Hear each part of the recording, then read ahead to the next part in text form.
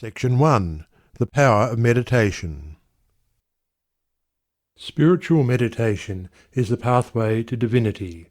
It is the mystic ladder which reaches from earth to heaven, from error to truth, from pain to peace. Every saint has climbed it. Every sinner must sooner or later come to it. And every weary pilgrim that turns his back upon self and the world, and sets his face resolutely toward the Father's home, must plant his feet upon its golden rounds. Without its aid you cannot grow into the divine state, the divine likeness, the divine peace, and the fadeless glories and unpolluting joys of truth will remain hidden from you. Meditation is the intense dwelling, in thought, upon an idea or theme, with the object of thoroughly comprehending it. And whatsoever you constantly meditate upon, you will not only come to understand, but will grow more and more into its likeness, for it will become incorporated into your very being, will become, in fact, your very self. If, therefore, you constantly dwell upon that which is selfish and debasing, you will ultimately become selfish and debased. If you ceaselessly think upon that which is pure and unselfish, you will surely become pure and unselfish. Tell me what it is upon which you most frequently and intensely think, that to which, in your silent hours, your soul most naturally turns, and I will tell you to what place of pain or peace you are travelling, and whether you are growing into the likeness of the divine or the bestial. There is an unavoidable tendency to become literally the embodiment of that quality upon which one most constantly thinks.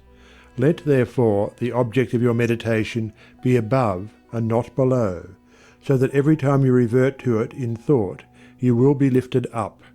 Let it be pure and unmixed with any selfish element. So shall your heart become purified and drawn nearer to truth, and not defiled and dragged more hopelessly into error. Meditation, in the spiritual sense in which I am now using it, is the secret of all growth in spiritual life and knowledge. Every prophet, sage and saviour became such by the power of meditation. Buddha meditated upon the truth until he could say, "I am the truth." Jesus brooded upon the divine immanence until at last he could declare, "I and my Father are one."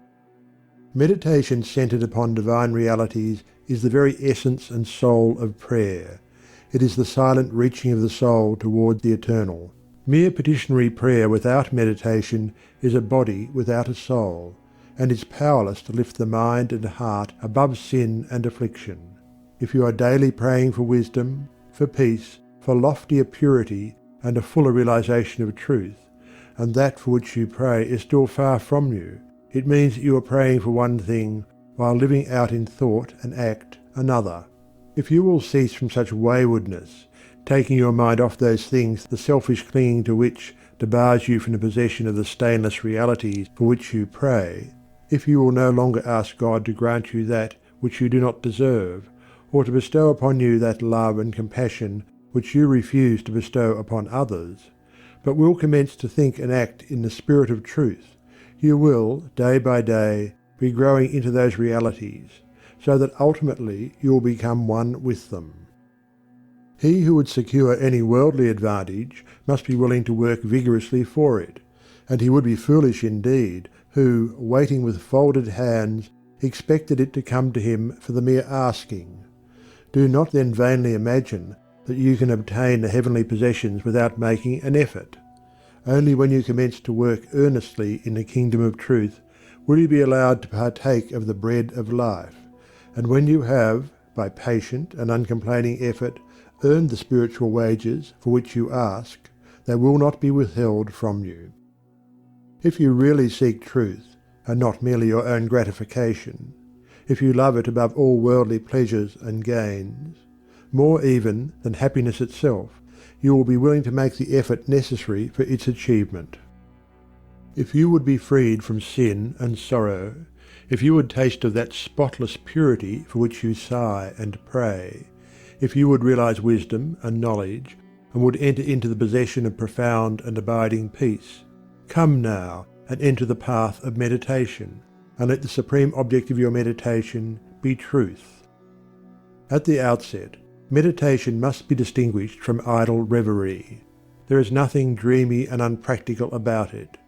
It is a process of searching and uncompromising thought, which allows nothing to remain but the simple and naked truth.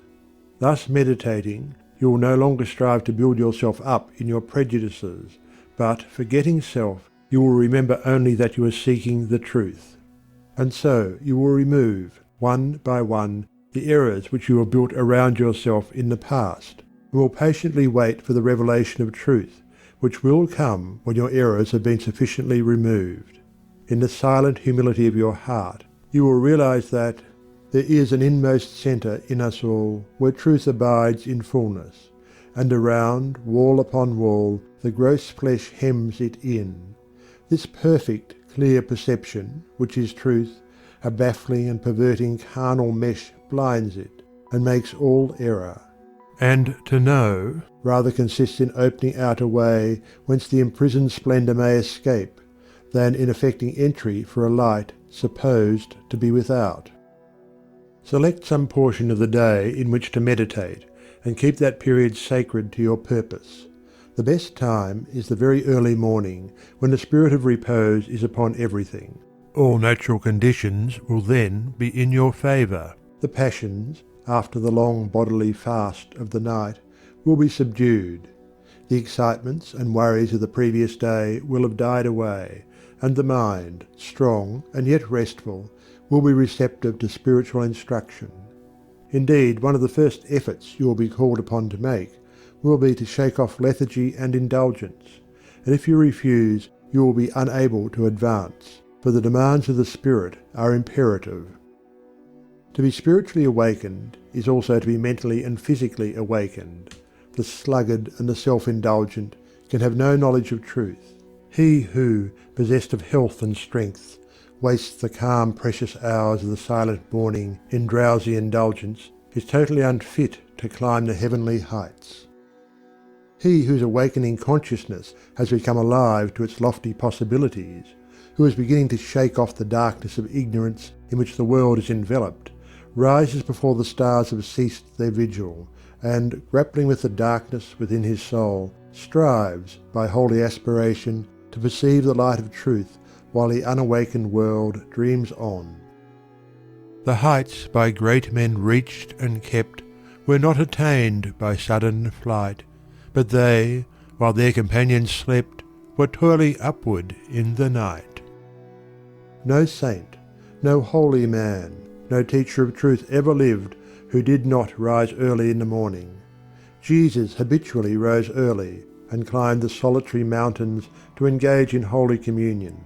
Buddha always rose an hour before sunrise and engaged in meditation, and all his disciples were enjoined to do the same. If you have to commence your daily duties at a very early hour, and are thus debarred from giving the early morning to systematic meditation, try to give an hour at night, and should this, by the length and laboriousness of your daily task, be denied you, you need not despair, for you may turn your thoughts upward in holy meditation in the intervals of your work, or in those few idle minutes which you now waste in aimlessness. And should your work be of that kind which becomes by practice automatic, you may meditate while engaged upon it. That eminent Christian saint and philosopher, Jacob Boehme, realized his vast knowledge of divine things whilst working long hours as a shoemaker. In every life there is time to think, and the busiest, the most laborious is not shut out from aspiration and meditation. Spiritual meditation and self-discipline are inseparable. You will therefore commence to meditate upon yourself so as to try and understand yourself, for remember, the great object you will have in view will be the complete removal of all your errors in order that you may realize truth. You will begin to question your motives, thoughts, and acts, comparing them with your ideal and endeavouring to look upon them with a calm and impartial eye. In this manner you will be continually gaining more of that mental and spiritual equilibrium without which men are but helpless straws upon the ocean of life. If you are given to hatred or anger, you will meditate upon gentleness and forgiveness, so as to become acutely alive to a sense of your harsh and foolish conduct.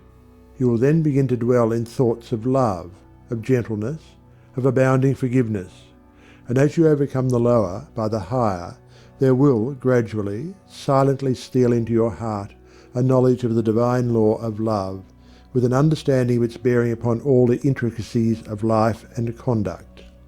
And in applying this knowledge to your every thought, word, and act, you will grow more and more gentle, more and more loving, more and more divine. And thus, with every error, every selfish desire, every human weakness, by the power of meditation is it overcome, and as each sin, each error is thrust out, a fuller and clearer measure of the light of truth illumines the pilgrim's soul. Thus meditating, you will be ceaselessly fortifying yourself against your only real enemy, your selfish, perishable self, and will be establishing yourself more and more firmly in the divine and imperishable self that is inseparable from truth. The direct outcome of your meditations will be a calm spiritual strength, which will be your stay and resting place in the struggle of life. Great is the overcoming power of holy thought, and the strength and knowledge gained in the hour of silent meditation will enrich the soul with saving remembrance in the hour of strife, of sorrow, or of temptation. As, by the power of meditation, you grow in wisdom, you will relinquish more and more your selfish desires, which are fickle, impermanent, and productive of sorrow and pain, and will take your stand with increasing steadfastness and trust upon unchangeable principles, and will realize heavenly rest. The use of meditation is the acquirement of a knowledge of eternal principles, and the power which results from meditation is the ability to rest upon and trust those principles, and so become one with the eternal. The end of meditation is, therefore, direct knowledge of truth, God, and the realization of divine and profound peace. Let your meditations take their rise from the ethical ground which you now occupy. Remember that you are to grow into truth by steady perseverance. If you are an Orthodox Christian, meditate ceaselessly upon the spotless purity and divine excellence of the character of Jesus, and apply his every precept to your inner life and outward conduct, so as to approximate more and more toward his perfection. Do not be as those religious ones who, refusing to meditate upon the law of truth and to put into practice the precepts given to them by their master, are content to formally worship, to cling to their particular creeds, and to continue in the ceaseless round of sin and suffering. Strive to rise, by the power of meditation, above all selfish clinging to partial gods or party creeds, above dead formalities and lifeless ignorance. Thus, walking the highway of wisdom, with mind fixed upon the spotless truth, you shall know no halting place short of the realization of truth. He who earnestly meditates first perceives the truth, as it were, afar off, and then realizes it by daily practice. It is only the doer of the word of truth that can know of the doctrine of truth, for though by pure thought the truth is perceived, it is only actualized by practice. Said the divine Gautama, the Buddha, "He who gives himself up to vanity and does not give himself up to meditation, forgetting the real aim of life and grasping at pleasure, will in time envy him who has exerted himself in meditation." And he instructed his disciples in the following 5 great meditations. The first meditation is a meditation of love, in which you so adjust your heart that you long for the weal and welfare of all beings, including the happiness of your enemies.